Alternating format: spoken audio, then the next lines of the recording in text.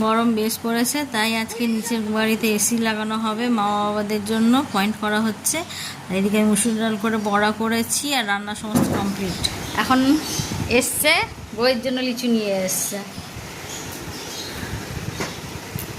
এই হচ্ছে লিচু নিয়ে এসছে। আমি বললাম আমি এই জাস্ট রান্নাবান্না সেরে হাত পা ধুয়ে বসেছি ছেলের বই খাতা নিয়ে। বলি না ওর নোট করতে হয় আমাকে, তোর বই খাতা নিয়ে আমি বসছি। আমি আর হাত ধোবো না আর হাত দেবো না, ওই গরমে এত ঘাম, তার মধ্যে চ্যাটপ্যাট আমি খাবো না। আমি বললাম খাবি দিবে তাহলে আমি খাবো, নাহলে খাবো না। তাই এখন আমাকে কিছু ছাড়িয়ে খাবি। এখন গরমকালে আবার জাম বেরোবে, জাম উঠেছে মার্কেটে।